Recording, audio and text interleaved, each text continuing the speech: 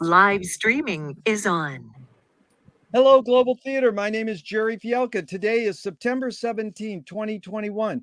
We want to thank Clinton Ignatoff. Thank you so much for being the concerned netizen he is and knowing which button to push. Thank you, Clinton. Virginia Loh-Hagan. Is that correct way to pronounce it? That is correct. Virginia, what a pleasure to see you. The first question is, what's the best thing for a human being? What is the best thing for a human being? I mean, I feel like there are, answers like kindness, peace, inner peace, all that stuff. But I would say for me, my answer is the best thing for a human being is a sense of humor. And mainly because I mean, this life is tough. The world is tough. And I think it's important that we're able to laugh and to laugh loudly and to find the funny. I mean, I sometimes think I'm in the exact maybe the extreme because I do have a great sense of humor, a very healthy sense of humor, but I also find things funny that other people don't find funny. I'm always willing to punch for the joke versus a sense of propriety. But I do think I think having a sense of humor helps us get through this thing called life. Boy, do I agree with you. That's an amazing answer. I don't know if I've ever gotten that answer in 30 years. It's like so evident. Virginia, what's your favorite form of information? How information comes into you? I'm a writer, so I would say that my favorite form of information is by reading. Yeah. I like to be able to, and I'm an eclectic reader. I read all kinds of things, and all types of genres and all types of formats, online, book, magazines, articles, whatever. So I think reading. I also like the aspect of being able to control it. I can stop reading. I can read something else. I can, and also the transactional process of reading, where it's like I'm going to take out of reading, what I want out of it. I can control that. I can control reading. So I would say like that is my favorite way of getting information. Yeah. You really get what I'm after. I'm sort of after a hunch, your intuition, your impulse, but also you expanded, and it's this environment that it's easy to say printed word. And then, we say reading, but you adding this control thing is amazing because it is important. My friend says, do I read for, this book for 20 minutes and then that book for 20 minutes? And that control is an important part of that environment. Why do you think humans collect or gather information? To make sense of the world. I think it's all about meaning making and sense making. So we collect information so that we can make sense of things. I think that we all have a innate desire to put things in order in a way, to categorize things, to learn more. I think that's why we do it, to make sense. Do you think this need or want to collect information is more innate in humans or more hardwired? Well, okay, I guess I'm gonna ask you, like, what do you mean? Sorry. I misspoke. I didn't correctly say that. Is it more innate or more invented? Sure. So it's like the nature. Yeah, I get it. So it's like nature versus nurture. Yeah. Sorry. It's nature versus nurture. And I think it's a little bit of both. I think it is our natural inclination to do so, but I think it needs to be nurtured. Otherwise, like, for example, I'm just gonna, like, unchecked, I think that we can categorize and classify into problematic ways. Like, for example, racism. So racism, is born out of the sense of, like, yes, wanting to classify people, stereotype them, put them into categories and groups, etc. Unchecked and unnurtured, that manifests into hate. Yeah. So, I think that it's both. It's like we do have Yeah. this natural sense of wanting to order things, even if it's as simple as, I'm going back to caveman days, even if it's as simple as food or not food. I mean, Yeah. we have this, natural inclination as part of our survival mechanisms to order. But again, without it being nurtured, I think it can show up in problematic ways. So it's both. Yeah. It's good because I did want to go back to reading in that regard. And again, some of these questions I ask, are they more this or that? And you put them into the context you want. It could be possibly not the two choices I give, but did you become a reader because your parents were reading as an example? They were telling you to read or on your own? I mean, no, I would say like on my own. I lived at the library. I mean, I grew up on the East Coast in Northern Virginia, and it was hot. And I remember one of the cool places to go to, and I don't mean cool like awesome and rad, which I also mean that, but I meant cool like in not hot.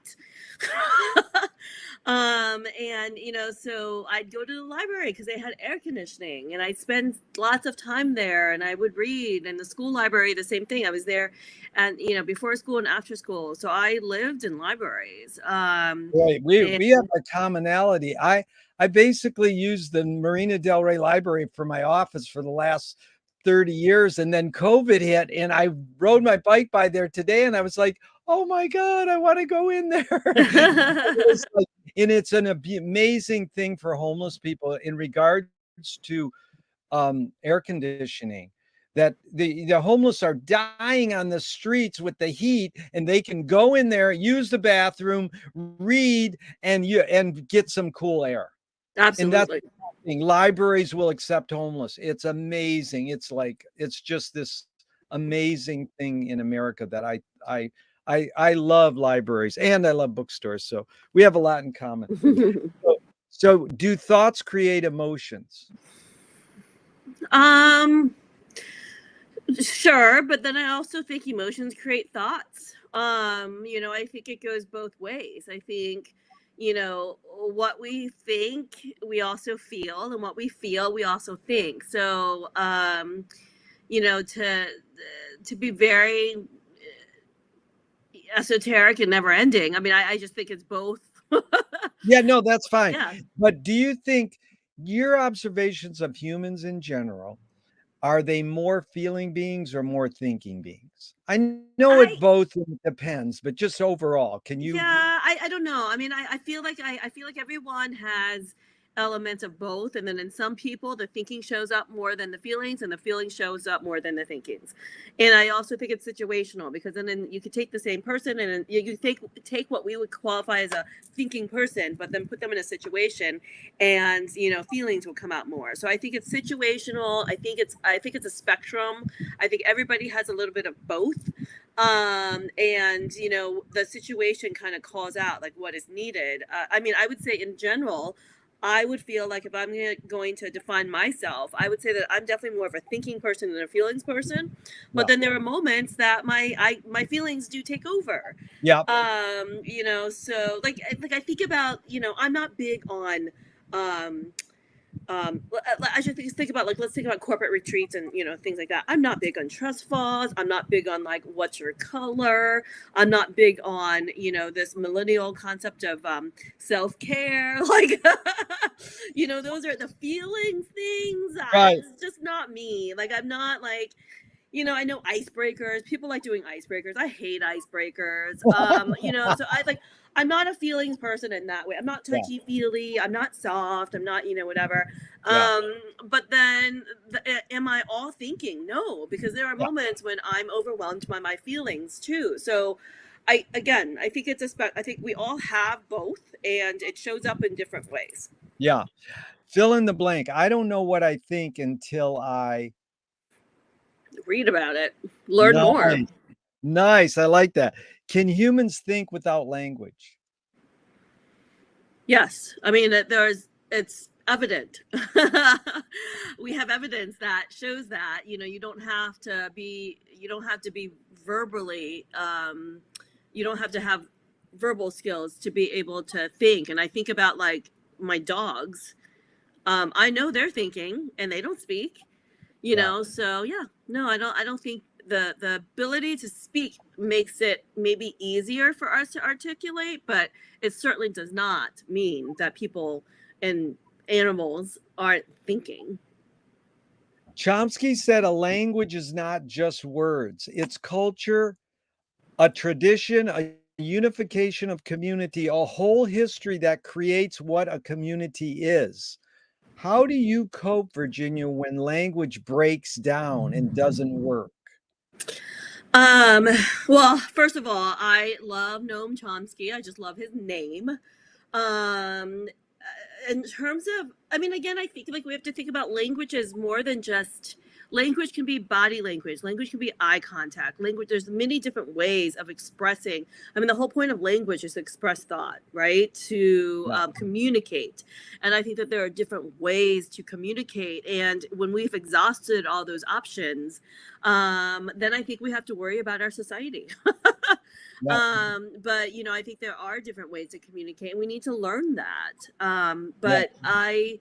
Yeah, I mean, I think that without being able to communicate, without being able to have some ways of expressing thoughts and feelings, we're in trouble. But I also want to go away from this notion of like we don't need, um, you know, I think that language defined as communication, you know, it is broader, but I think that there are different ways that we can express communication that goes beyond language. And then we could talk about like issues with language in terms of like cultural and ethnic identities as well. But I mean, it's, um, yeah, I mean, I think that the ability to communicate is essential to Yeah. our, you know, our society. Yeah. T.S. Eliot, we're going to get into poetry in a little while, but T.S. Eliot said poetry can communicate before it's understood. Hmm. And yeah. So this is two questions from Alan Turing in 1950s. Is thinking a function of the soul? Is thinking a function of the soul? I mean, sure. I'm not going to disagree with that, but I would also complicate it a little bit and then say, like, you know, in my categorization, you know, I would define when I think about the soul, I think about the soul as more the heart, feelings, you know, humanity. And when I think about thinking, you know, I think about it as more, if you know, the brain, rationality, reason. So I think we need to have, I don't see like I see thinking and the soul as, you know, two parts of a Venn diagram, I guess. Yeah. And then what we end up, you know, the middle part of the Venn diagram is what we end up manifesting. But yeah, I Beautiful. mean, That's really great how you illustrated it. You could visualize that. His second question was, can machines think? yeah. I mean, obviously, we're on a thinking machine right now that has figured out my algorithms, that has figured out, you know, like what I buy, like how I, you know, I mean, they are, yes, I mean, this machine has figured out so many things about me just by me clicking things. Yeah.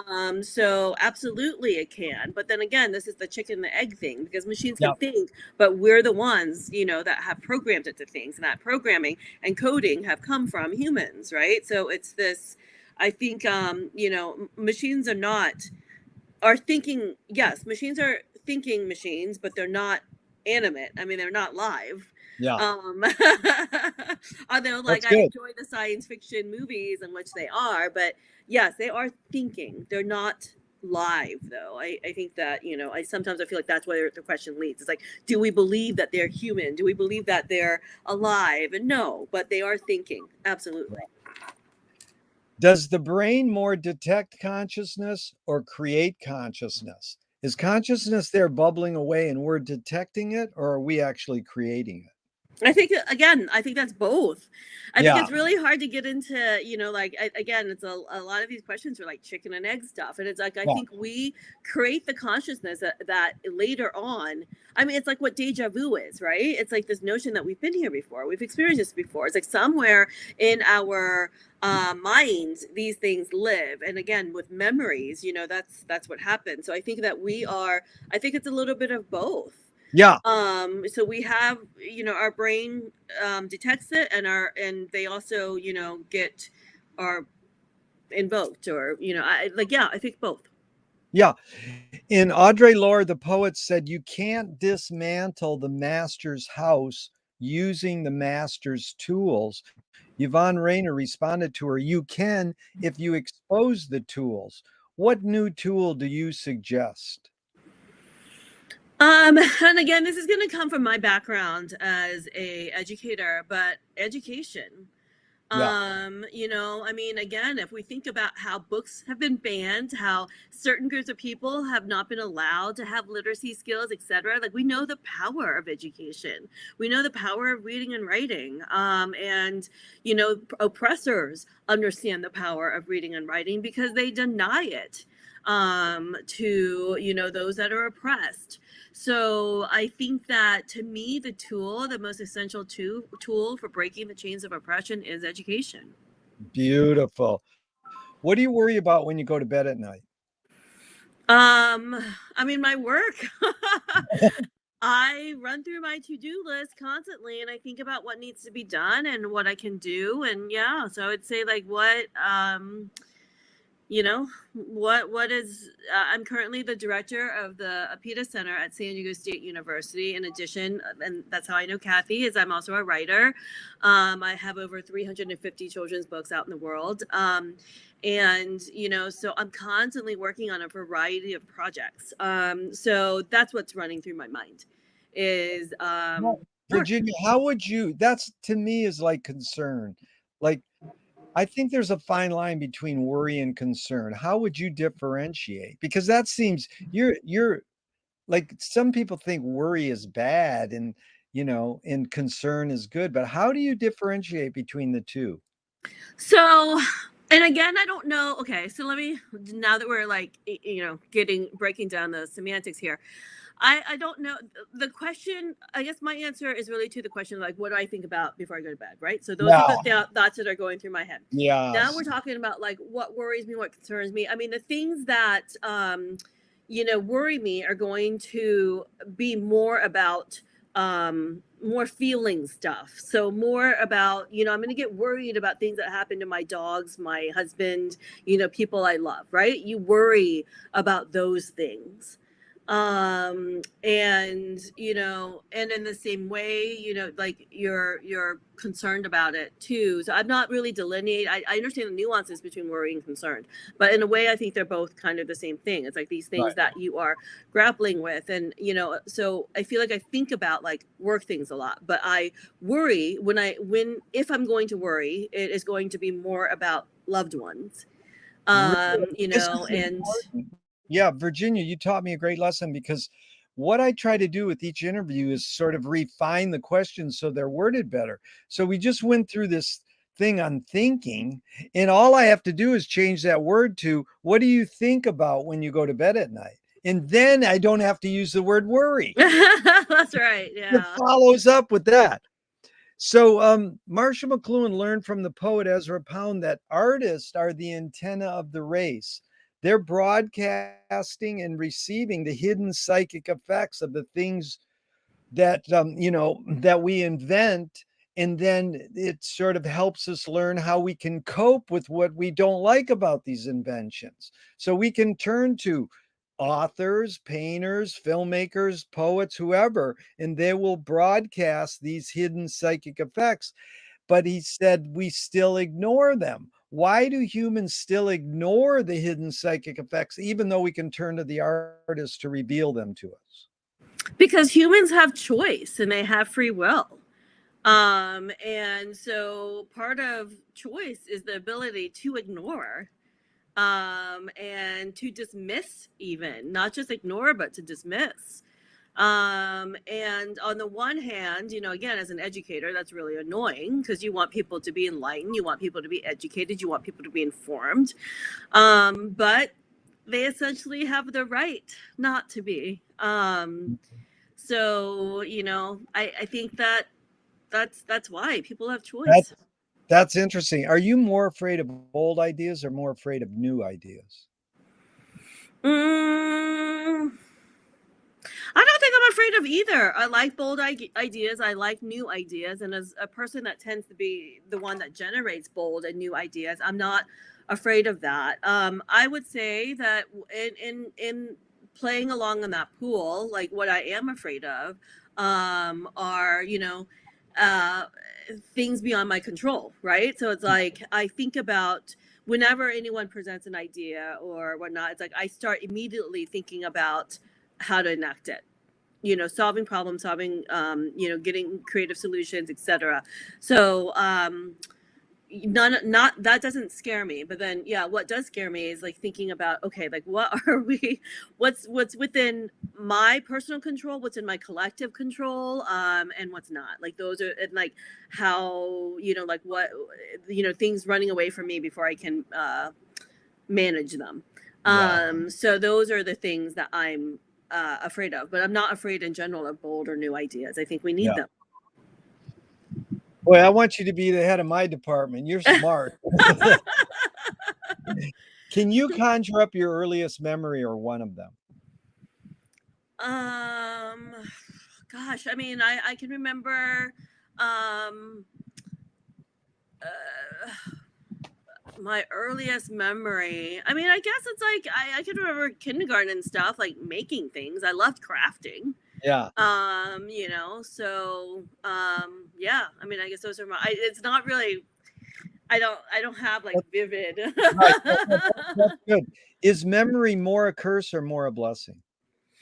I think that depends. Like, I mean, of course, if both have a traumatic history, like it's a curse. Yeah. And again, we contain good and bad memories. So, I think they're both a blessing and a curse. It's of course, it's nice to be able to remember, good things and good people. And it is problematic to remember bad things and bad people. So both. Yeah. Can you tell me an early role model, someone who had an impact on you within your immediate family, and what specifically was that impact? At first, before you said family, the person that came to mind immediately was Betty Bayer Lord. And she is the author of In the Year of the Boar and Jackie Robinson. And I remember my fourth grade teacher reading that aloud, and it was the first time that I saw like a Asian American girl represented in a book, and it was just mind blowing. That someone that looks like me and has my experience can be the heroine in the story. And then so immediately that's who I thought about. It's Betty Bayer Lord, and I had actually dedicated my doctoral dissertation to her. So she meant a lot to me, and of course it has inspired me to be a writer in my own right, writing stories about Asian American experiences. And then of course just watching Shang-Chi this week, it's like I'm just so thrilled about this Asian American representation. And the power, You anticipated the next question, because the next question was outside your immediate family. That was really well put. But then back to inside your immediate family, who would you say was? I would say my uncle, and he is, like I can remember, he went to the University of Virginia, and that also inspired me to go to the University of Virginia. So, yeah. What did you get? You meant you pursuing higher pursuing education. Yeah. Mm-hmm.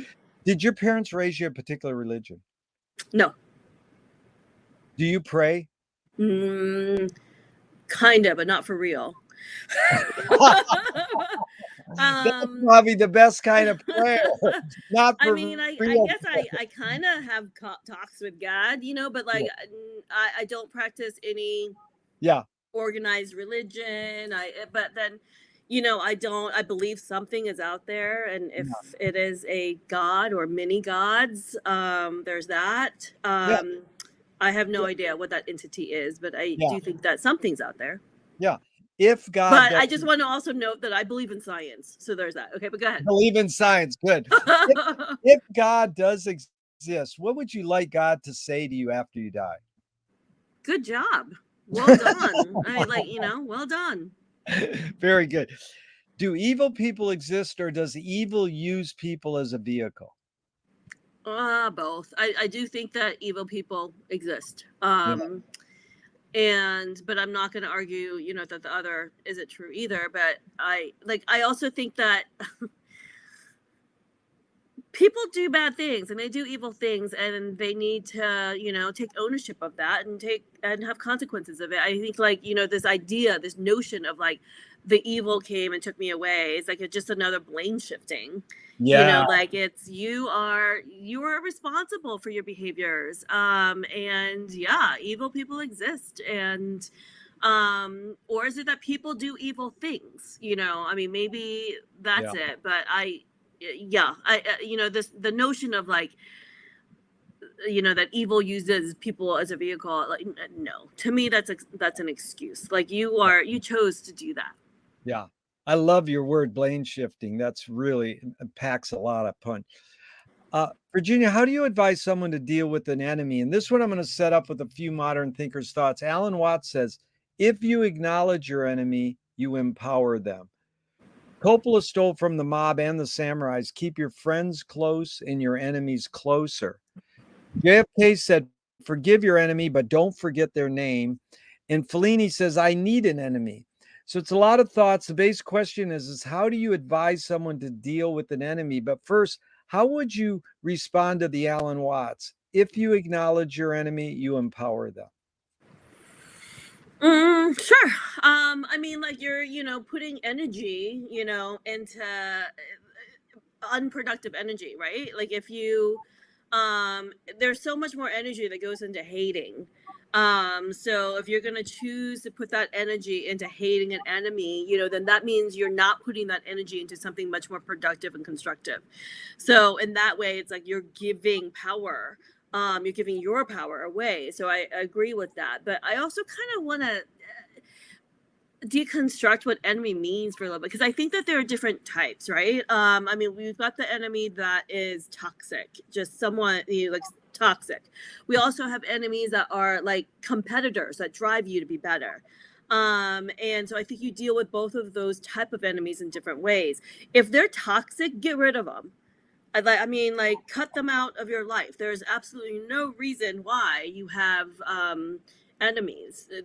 They don't bring anything to you. Like have a blacklist and put them on it, and they're dead to you.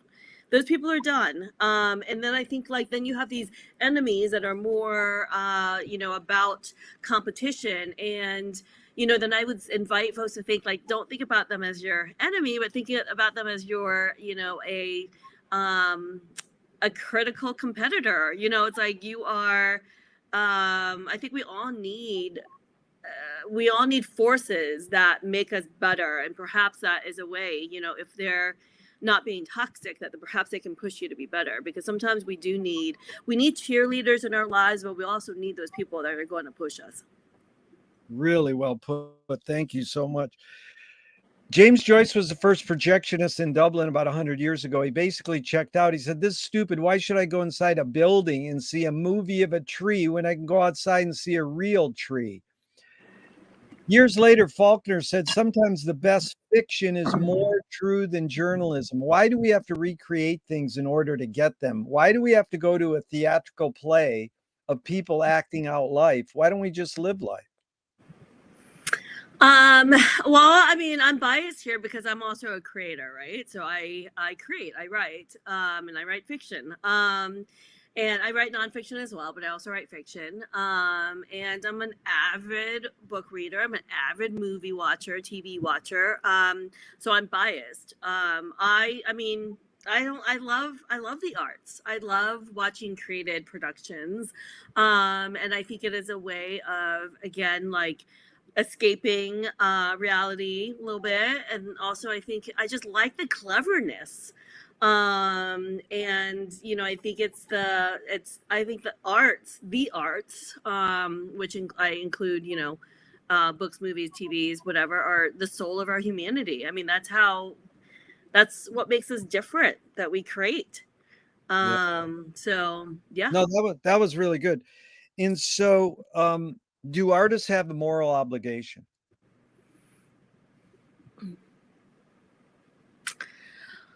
I don't know. I struggle with that question, because I think, like, what goes through my head is, like, what exactly is meant by a moral obligation? Yeah. I think that artists have an obligation to create their truth, and they have an obligation to stand up for what they think is right. And they have an obligation to create, or I should say an obligation, they're compelled to. Yeah. But I think, I mean, art is really something that is shared, because you do want, you need the audience, you want to share that. But then there's some art that's private too. So I don't think anyone's obligated to share that if they don't want to. So I don't know. I don't know if we should say that anyone has a moral obligation. Well, that's not true. I think politicians have a moral obligation. I think that they need to be obliged to, protecting humanity and their people and their citizens and the country, etc. I do believe politicians have a moral obligation, but they elected and won votes to do that. Yeah. Artists, I put in a different category. Artists are Yeah. compelled. And I'm really hard to say that I feel like artists are obligated to do anything, because then I feel like that takes away from what art really is. No, it's really well put. John Waters, the film director, rooted for the Wicked Witch of the West. So most of us rooted for the Good Witch. And was he obliged to root for the Good Witch? No, he just took a different path. Is he a bad person for that? No. So, I'm glad that you sussed it out. It was well done. So you had that book in fourth grade that had an impact on you.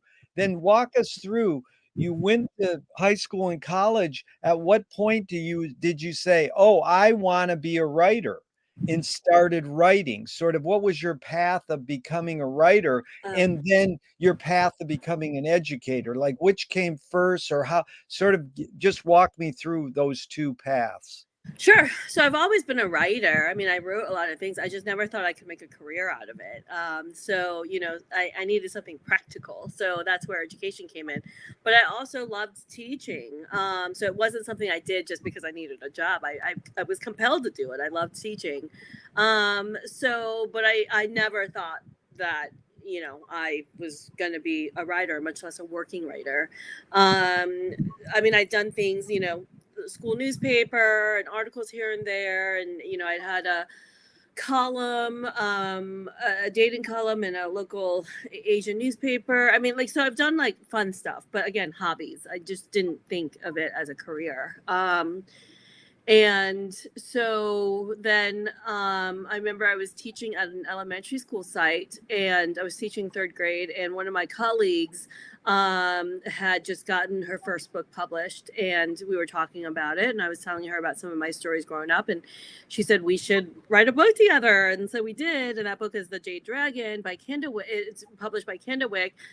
Carolyn Marson was my co-author, and then since then, slowly but surely, I've just been writing, and I, of course, got connected with Kathleen, and and she definitely has mentored me in my career. And I'm honored to say that one of my newest projects that I'm working on right now is actually one of Kathy's unfinished publications or manuscripts.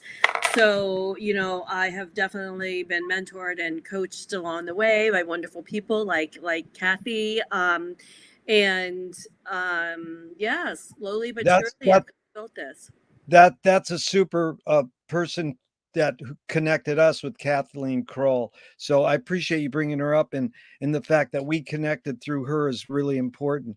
So A screenwriting teacher told me that great art or great book is when you can clearly see the intention of the maker. Stanley Kubrick says the opposite. Great art or great film is when you can clearly not see the intention of the maker. What role does intention play in your creative process? I guess intention comes in the beginning. And then like the story takes over, the characters take over. So what I could have intended may not be where I end up. And I think that's what art is like it also takes us places, you know, as creators. So and to let go of that process, I've learned that, you know, over the years. But I say intention is important because it gets you started. It's the springboard.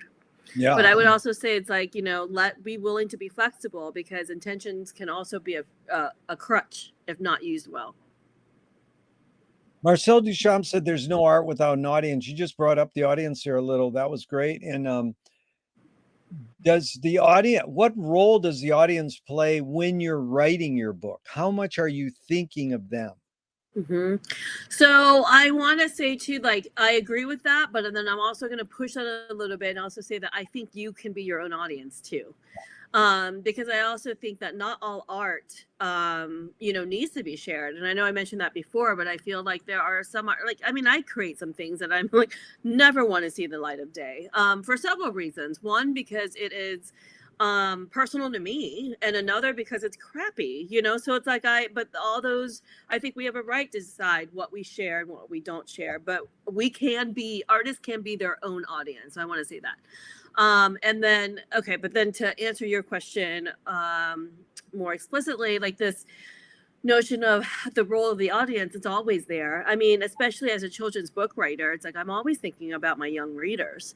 Yeah. You know, what's going to hit with them, what's not. And then, of course, you know, to be a working writer and a traditionally published writer, it's like I also have to care about things like what my editor is going to say, what the critiques are going to say, what are you know, what are the reviewers going to say? It's, you know, so yeah, so your audience definitely matters. Yeah. But I think we stand by some of some things I concede on some things I, you know, won't. And I think that those are conversations, but your audience is always there. Yeah. Yeah, that was well sussed out. Thank you. So what do you think the motive of the cave artist was? I don't know what a cape artist is. Hey, cave artist, the cave art. The cave artist. You know, again, I don't have an anthropology degree here, so I don't know. I'm sure that scholars on this topic are going to have a much more you know, a better response than me. Like I don't know, they have studied this and done interpretations, etc. So I just want to claim that, like, I'm not an expert. Yeah, right. I'm more I would like your hunch. Like, yeah. just So I you know, I mean, I would say it's like I don't know if I think they were just trying to talk to each other. It's almost like a text message. yeah. You know, like I think they were just sending messages. I don't think, like many of us, like I don't think that we're thinking that these things are going to be studied and analyzed and interpreted thousands of years later. You know, like even though we know like our books are going to live on, like I hope that, you know, my books live on. And like, you know, I think about Kathy's books and I think about, you know, Better Be Lords, but like all these books live on afterwards. And I think that's the kind of a uniqueness about artists, right, and creators, is that we do have these creations that live on beyond our time on earth. And that is amazing. But I don't think, even though I know that to be true, I still in my head, I don't think I'm like, oh, hundreds of years from now, people are going to read my book. Like, I don't know. Yeah. I don't know if we can really think that far. But we know it. In our mind, we know that. But it's this weird thing. So I don't think the cave artists were like, that you and I are talking about it right now. I don't think that that's what they thought about. Right. You know, right. I think at the time it was a communication. Yeah. It was just it's a way to communicate. And now you and I, thousands and years later, are talking about it. Yeah. Well, I do have I think the commonality we have is a love for books and how old literature is. When you come to think, because I've studied film for years too, film is basically 130 years old. It's not that old. And literature is like so amazing how much literature has survived many, many years, Right. and it still holds up. And, to think about how film, a lot of the early stuff doesn't hold up for most people because it sort of goes along with the next question. Michael Apted passed away last year. He's a really great filmmaker. He made 28 and Up and Coal Miner's Daughter, and he made a documentary on a Russian rock star once, and I was able to talk to him. This is about 35 years ago, and I said, why do rock video makers feel so obliged to edit fast? And he says, because we've learned to take in information faster. And it was amazing because Marty Scorsese was saying at that point, MTV was causing him to edit his films faster. So I asked this question with a bias. Can we literally learn to take in information faster, or are we just brainwashed to believe we can? I mean, of course we can take in information faster. But to me, the question is like, are we taking it in accurately? Are we taking it in thoroughly? Are we taking it in comprehensively? I mean, we can't do any of that fast. But we can definitely work fast, move fast, learn fast, think fast, all of that. But can we be thorough? No. I mean, like, I consider myself to be a fast worker. I can meet a deadline. But if I did something let's just give an example and say, like, okay, I have to write and it has to be produced in a month. Sure, I can meet that. I can work fast. I can get that done. Is it going to be the same quality as I would put in if I had a year to do it? No. Yeah. But I can do it. That's not the thinking fast and the working fast is not the problem. Of course we can do it. It's just not going to be as good as if I had a year to do it. But then I'm going to be honest and say if I had a year to do it, I would still probably wait until a month before to do it. So, so. That's great. The hidden question really is it literally possible for humans to multitask? Well, okay, there's been so much about this. And so of course not. I mean, you cannot do two things at the same time. Like we cannot literally do that. But I think this notion of multitasking, yes. So, and I'm gonna dare say, I think women are better at it than men.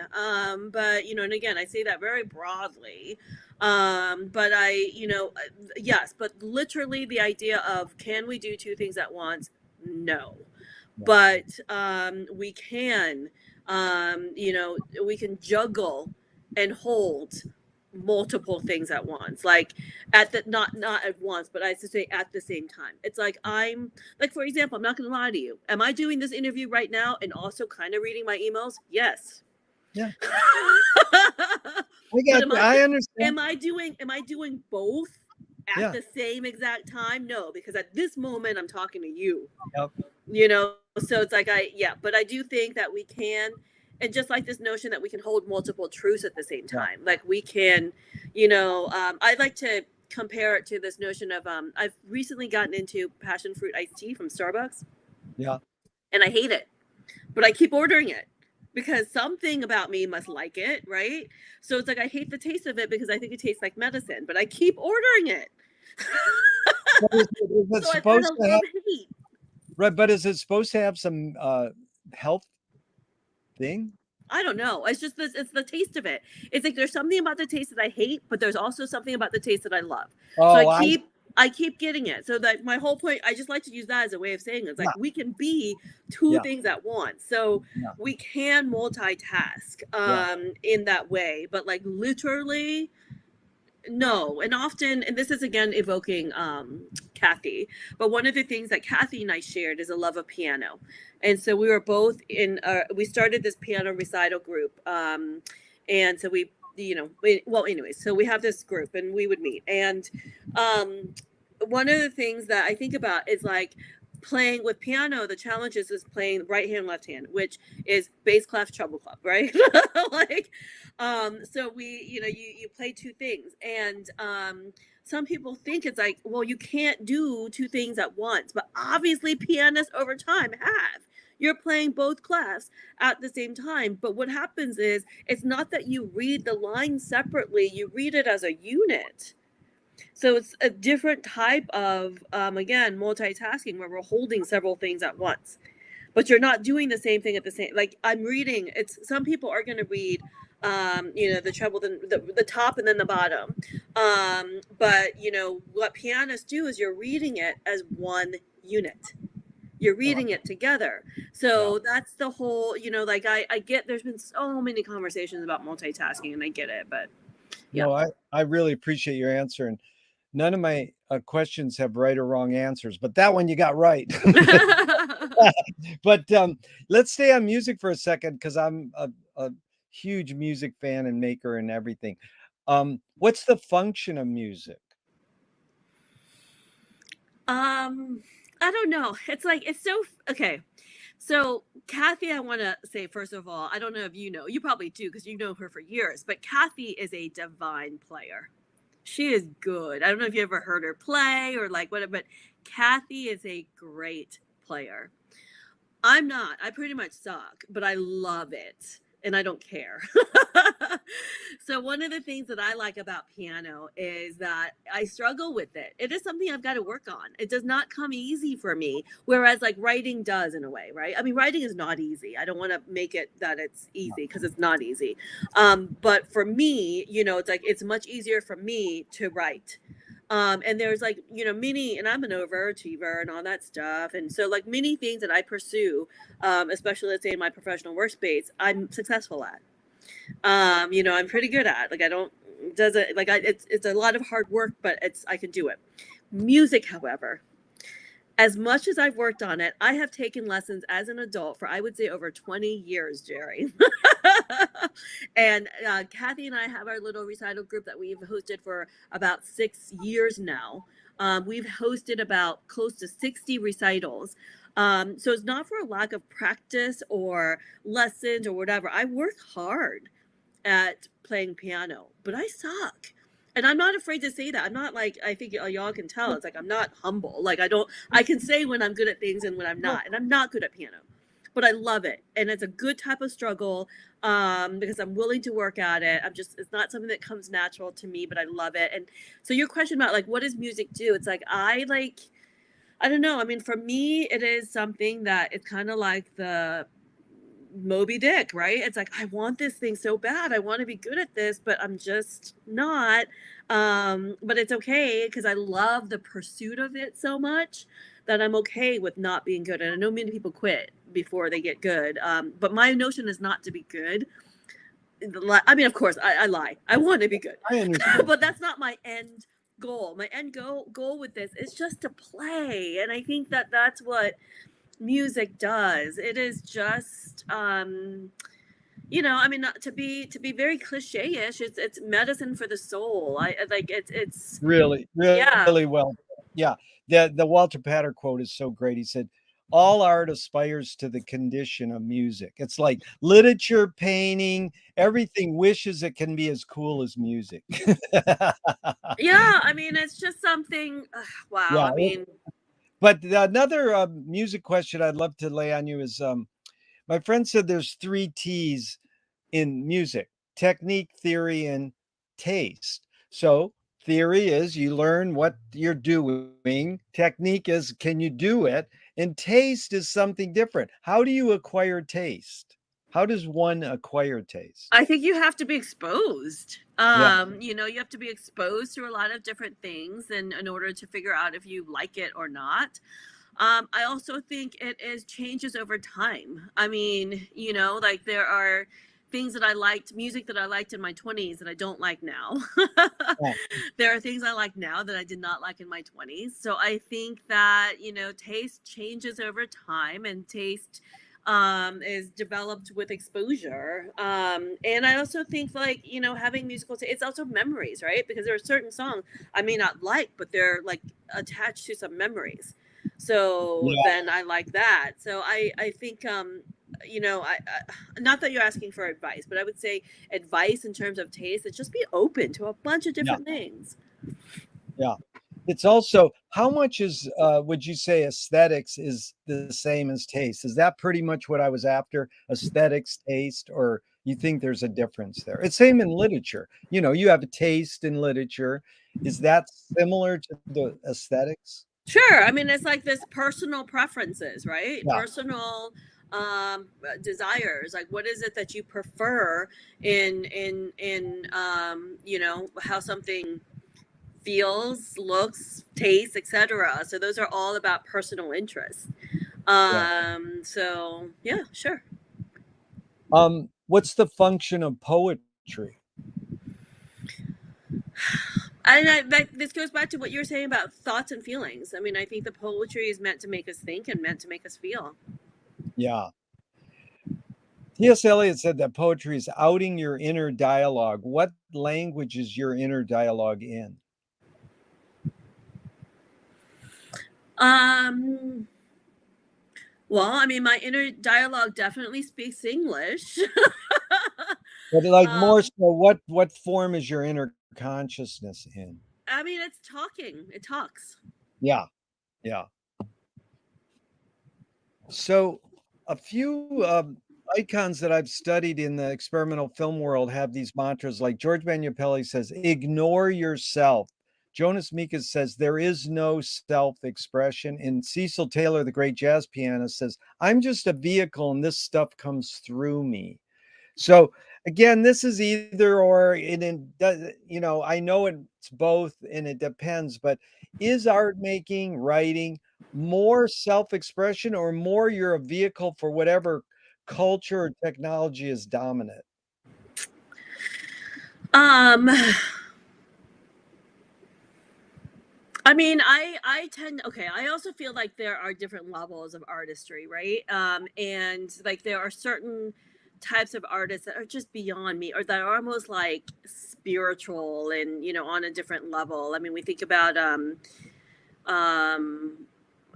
is it Robert Johnson, The Devil at the Crossroads? Is that him? Yes, Okay, yeah. So it's like we've got some of these artists that are just beyond, you know, I know what you're beyond what saying. I can ever Yeah, imagine that I would be. So it's like yeah, I like so I do think that there's that level. I don't know what that's like, but I can say for me, I think I think about art as being hard work. It's like putting in the work, yeah, and doing it and willing to I mean, for writing in particular, I think one of the things that I learned, and that has made me be better, is like I learned to have thick skin.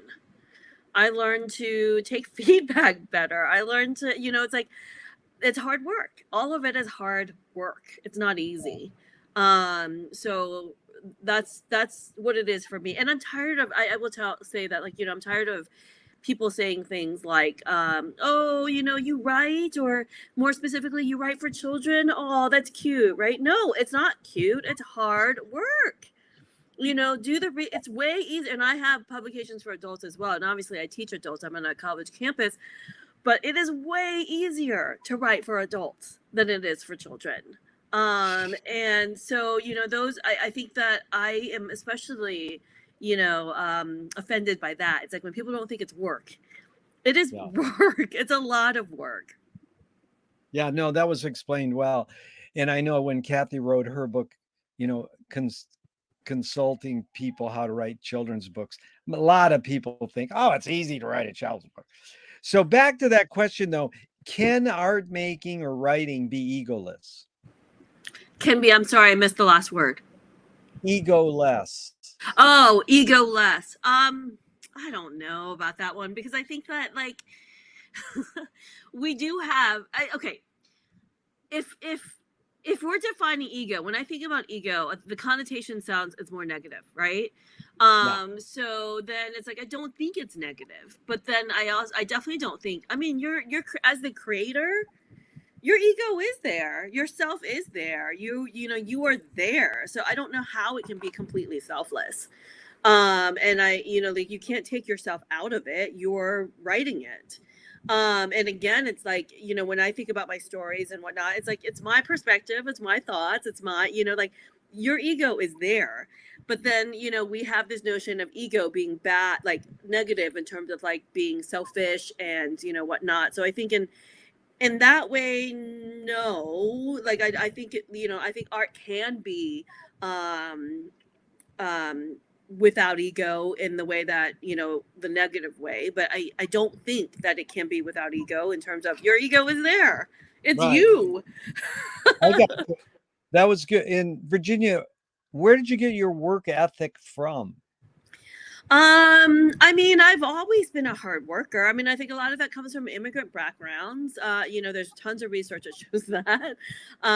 You know, and again, in my peers, I grew up in Fairfax County. I was very driven by, you know, affluent, successful peers. I went to the University of Virginia, and again, you know, it's like a lot of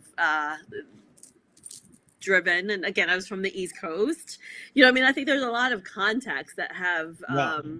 you know, that have probably fostered my work ethic, but it's also, I'm driven by my own work ethic too. It's like I, you know, I'm pride myself in my work, Yeah.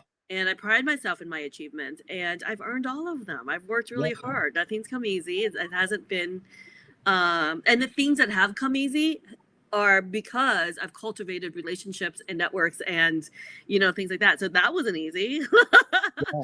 So it's like it's all part of a network and it's all part of hard work. And yeah, no, I Yeah. would say that everything but I will say, Jerry, just kind of as a joke and for real too, it's like I'm definitely you know, the realization that I'm defined now as a middle-aged woman, which is crazy to me to think about. But it's like I definitely feel like, you know, I mean, I'm slowing down. It's like the, you know, I like I, you know, used to work a lot more, right? I mean, I used to have like 5 jobs, and like, you know, now I have 3. Like, I mean, I'm joking, but I'm not joking. But it's like you know, like I do feel like where once upon a time it was more about quantity versus quality. Now I'm definitely more at the time where it's more about quality versus quantity. And then I also think like I'm also at the time of my life where I'm like starting to experience dear friends passing, and like, you know, with Kathleen's, you know, that it does make you think about it. Like you have, I think you're more like the older you get, the more in touch with your mortality. Oh yeah. And then I think you realize too, it's like worth's not everything. Yeah. So, Well, you know, Virginia, what I really appreciate is your honesty and how articulate you are. And if you take these 3 elements, how would you rate them in your accomplishments? Luck, skill, and ambition. What played the biggest role, second and third? ambition, skill, and then luck.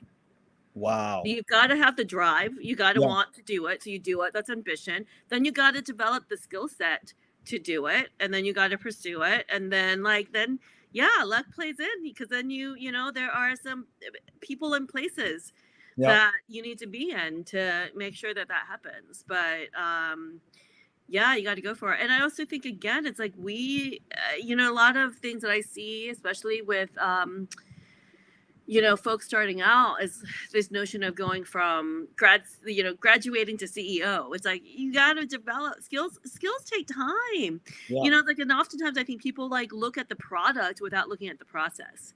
Yeah. And I've been in this industry of writing for, you know, since my first book was in 2008. What is it now? 221? What is that? Over 10 years, right? So Yeah. it's taken quite some time. It's not just something that happened overnight. Yeah. And I'm still evolving. Yep. Is perception reality? Yes, and reality is perception. Yeah. You know, I think both go hand in hand, and I mean, we see that with self-fulfilling prophecies, right? So I think yeah, I think it's both. And in this age of social media, we also do have to be careful of our image and our branding more than we ever had to. Yes. And I say that related to your question because it's like the perception of what like happens on social media becomes reality. So it's like that's why I say that. Yeah, no, it's very important observation. And you know, Lewis Carroll said, I believe as many as 6 impossible things before breakfast. Have you believed in any impossible things lately? I mean,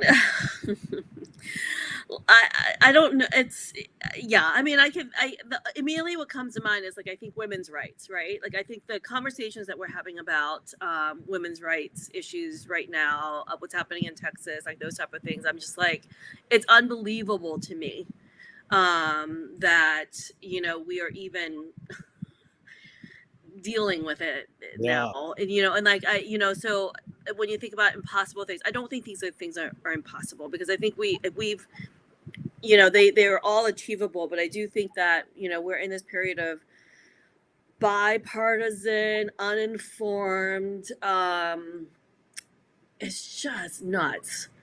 It's just nuts. I think all of that. So to me, when I think about impossible things, I think that comes up. It's like if we could just imagine a world in which like sense and reason ruled, and the love for humanity and um, people, took precedent over politics. I mean, that's what I think about in terms of, I guess, impossibilities. But I don't think any of those are impossible. I think that I think they're just hard. I think that um, people are challenged.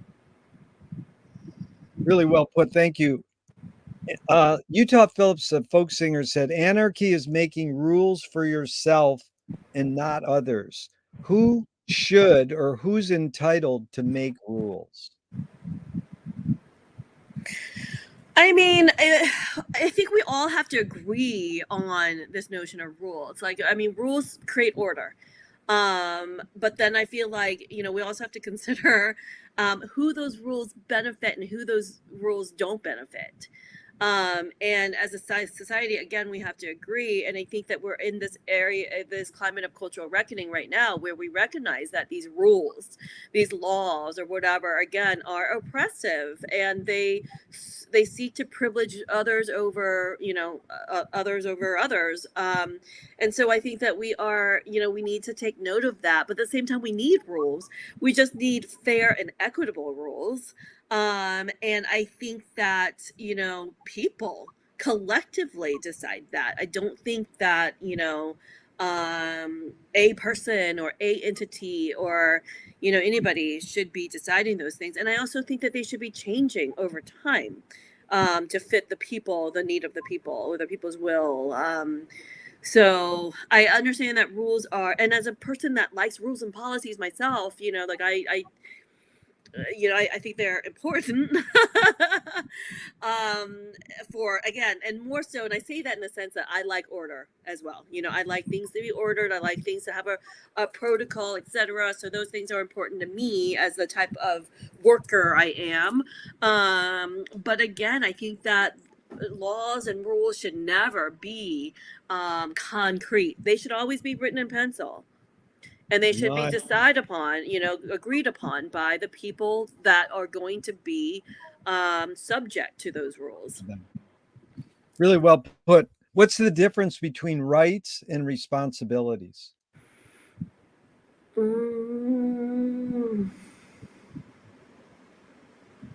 Well, I mean, immediately I think about like rights as something like related to laws and rules that are in a way given, that if you belong to this society, if you belong to this country, if you belong to this institution, then these are your rights as a member of that.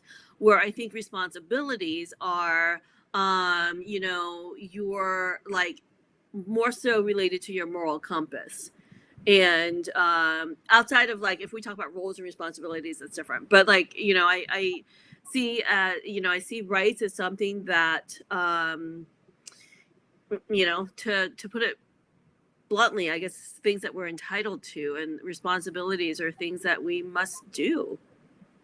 Yeah, it's interesting because I just found this quote, and I'll read it to you first and then tell you said it. I'm curious your reaction. I believe that every right implies a responsibility, every opportunity an obligation, and every possession a duty. Any comment on that? Yeah, I mean, like it's saying that like we have the right to do A, and then responsibility is how it gets done.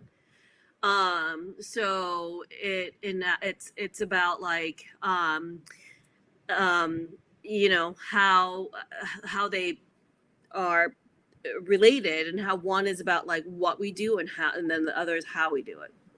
Yeah. What's the difference between rebellion and revolution? I mean, okay, I'm just breaking these down. I like, yeah, I'll just give like my immediate response is like a rebellion is, I think more grassroots, like an inner, you have, you're rebelling individually against something, and a revolution is an overturning, right? So a revolution is more collective, where I think a rebellion is more individualistic. Yes. And the socialist John Basil Barnum said, where the people fear the government, you have tyranny. Where the government fears the people, you have liberty. And then in 2005 film V for Vendetta, they paraphrased it. People should not be afraid of their governments. Governments should be afraid of their people. So, how do you personally handle or deal with false fears like the war on drugs or the war on poverty or the war on terror?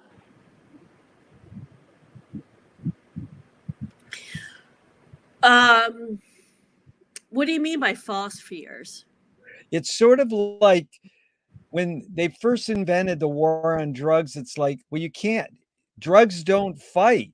And you can't say no to drug because drugs don't talk. So they created this sort of false fear. We have to have a war on drugs. Same thing on war on terrorism. Or I actually, Frank Zappa said it well. It's not a war on drugs, it's a war on hopelessness. Why do people take drugs? You know. So it's sort of like a false fear is like create the disease and offer the cure sort of thing. Mm. Let's create this disease. There's a war on drugs, when So essentially it's yeah, okay, so I'm like, I guess that's the where I was thinking, because like my immediate response is like I actually think those are real problems that we need to solve. So it's like I don't yeah, necessarily think that they're false or fake news or whatever. I think there are problems. yeah, I think there are problems with drugs. I think there are yeah. problems with terrorism. I think there are problems with, I forgot what the third thing you said, but I Poverty. poverty. I Yeah, think that there yeah, are problems. Like those are yeah, things that we need to solve. yeah, But I agree with this notion of like, let's get to the root causes, right? It's like, yeah. but I guess I was taken aback by the false news, because I don't think they're false. I think those are legit problems that we have as a society. But I think that they definitely should be complicated. And I think that they should be, we should be fighting the causes. Yes. No, that susses it out. It's just that how do we, it's sort of like taking it back to Marcel Duchamp. He said there's no solution because there's no problem. So it's how much are you Pollyanna and not looking at it, or how much are you empowering it, saying, oh, we have to say no to drugs. I mean, all humans probably are attracted to altering their state, caffeine or whatever.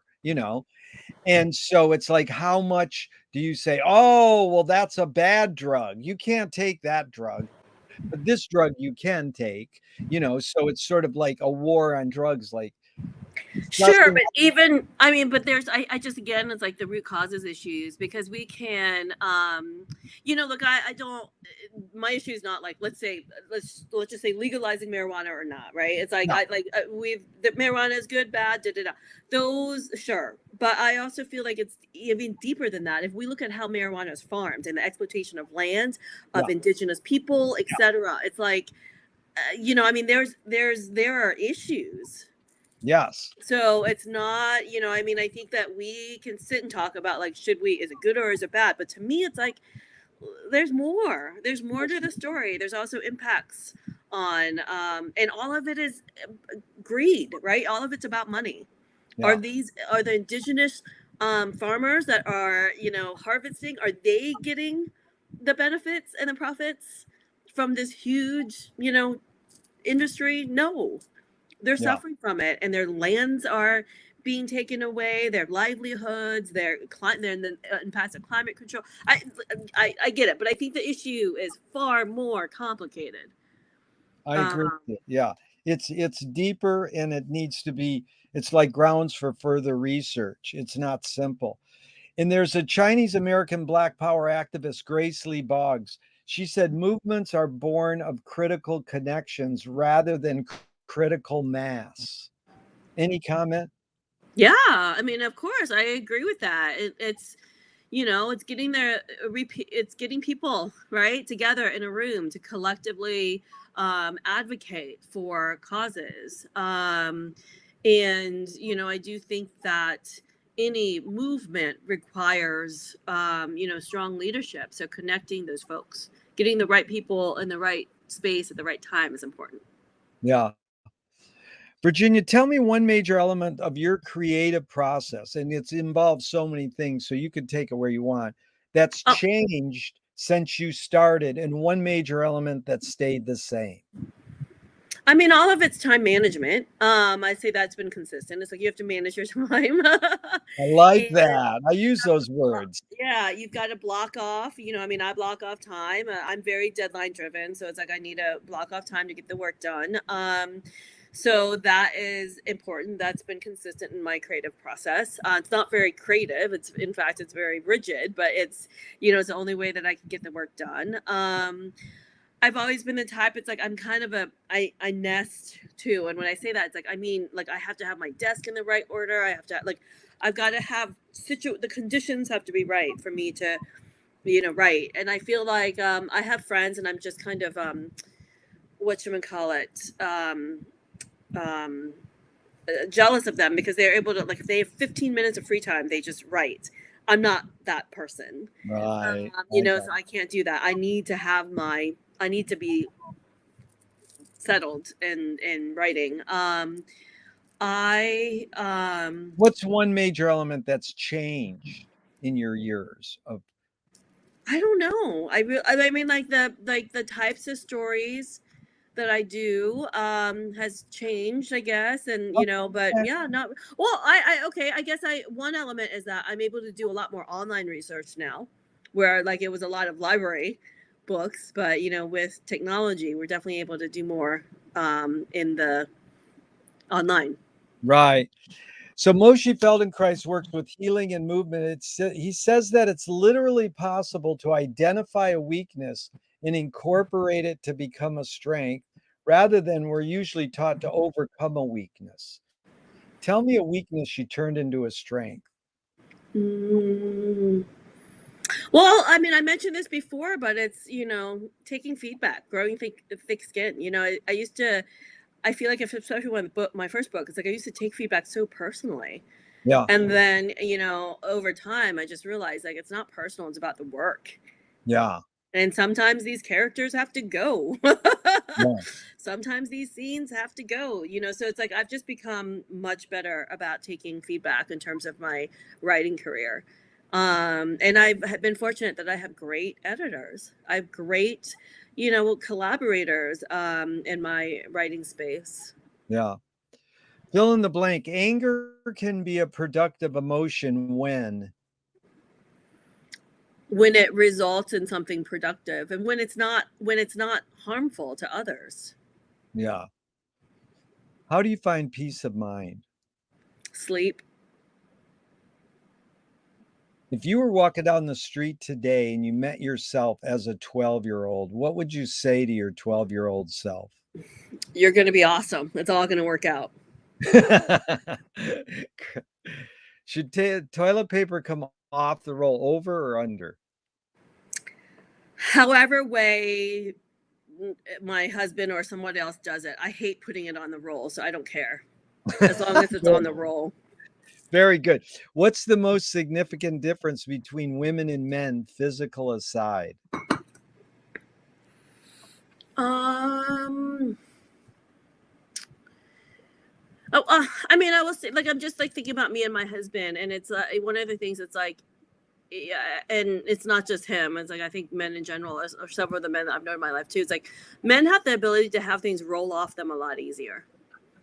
where women, we stew in it for a bit. So it's like I would love to have that ability where it just rolls off. Yeah.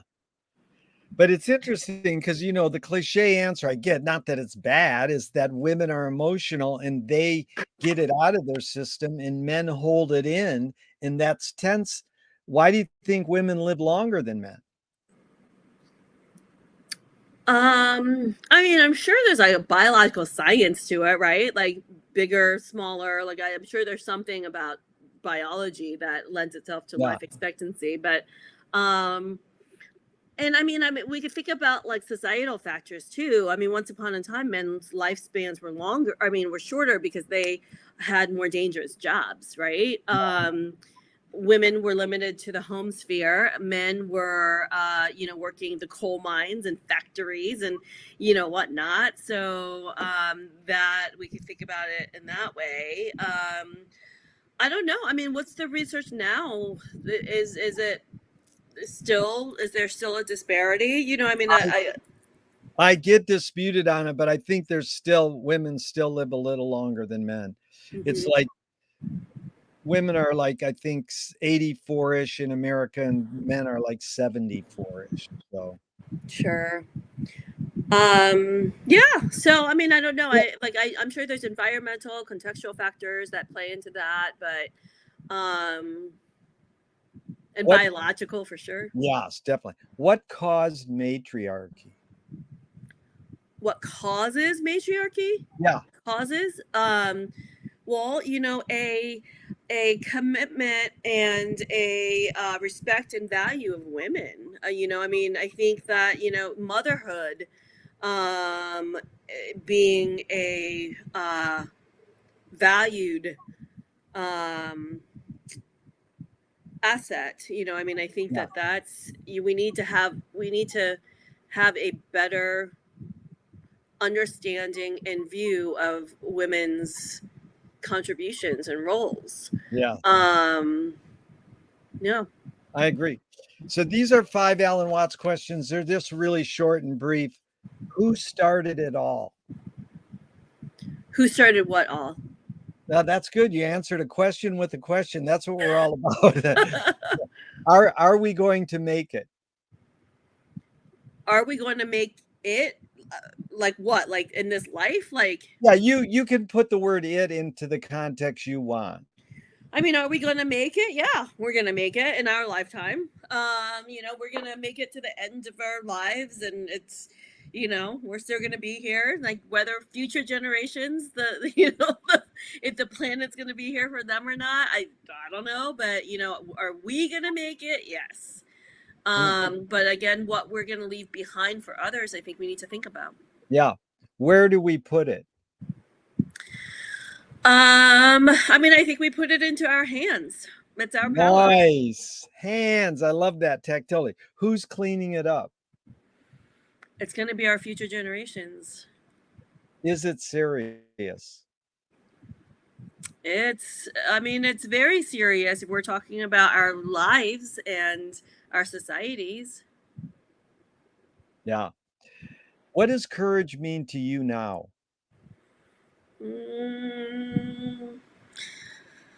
The ability to take risk, to ask for forgiveness and not permission, and to love boldly. Yeah. Wow. Love boldly. That is an amazing thought. What is beyond love? Death. That's good. Can you forget to die? I think when you're young, yes. As you get older, and like I talked about before, it's like the closer we get to our mortality, no, and we're reminded of it more often, with passing friends and family, etc. As we get older. So no, Yeah. I think we have a lot more reminders. On what occasion do you lie? Do I lie? Lie? Yeah.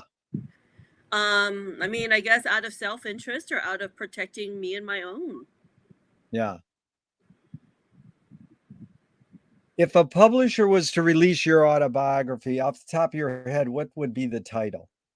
Gosh, I'm awful about this. And mainly because I like to name things what they are. So I'm not, I like puns and things like that and acronyms. And so I'm into that. But titles, I mean, it would just be The Life of Virginia Loh-Hagan. Like I'm not Okay. clever when it comes to titles.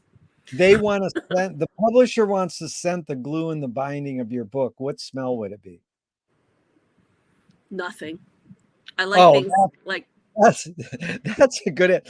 They want to have some of the text in a color other than black ink. What color? oh, I wouldn't allow it. Oh, Black ink. good. I'm a traditionalist, purist, black ink. I love that. See, that was that last one I just added in the last couple weeks, and no one said that. If a statue was built in your honor, where would you want it displayed, and what would it be made of?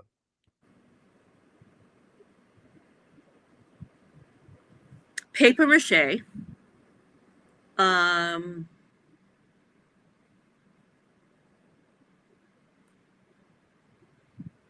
don't know where I want it to be. That's fine. Yeah, I don't know. You could have any artist of any era do your portrait. Who would you like? Gosh, I don't know. Someone that's gonna make me look great. I really don't care who that would be. Tell me something good you never had and you never want. Something good that I never had and never want. Yeah, it's good. You never had it, but you never want it. Gosh, that's a really hard question for me because I'm also at the point of my life where anything I want, I get. So I don't. I mean, I guess that's like part of, having a nice life. It's like I'm comfortable. There's nothing I really want. I mean, and I can't, I don't know. Well, we're wrapping it up. I just have a couple more. So Thornton Wilder said, art is confession, art is the secret told. But art is not only the desire to tell one's secret, it's the desire to tell it and hide it at the same time. You've laid your cards on the table for 80 minutes. I'm really grateful. I'm not implying you haven't answered this. What's it really all about for you? And again, the word it is you put it into the context you want. I mean, ultimately, it's like I, want to be known as a, good person, having done good things, and that, like I help some people along the way. Yeah. But that's beautiful. See, I think that's what life's all about is people want to make the world a better place, So, Virginia, thank you so much. Just a couple more. This is what's the healthiest cultural shift you see developing today? The healthiest cultural shift is, I mean, I'm so enthralled by our youth, and their activism. And yeah, can you 1 second? I'm sorry, give me 1 second. I'm at work and I just saw an issue. Sure. Let me. Sure. I'll be right back. No worries.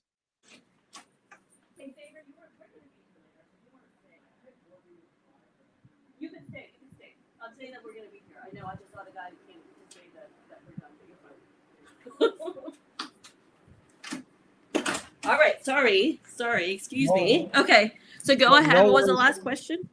Or no what worries. Was the question?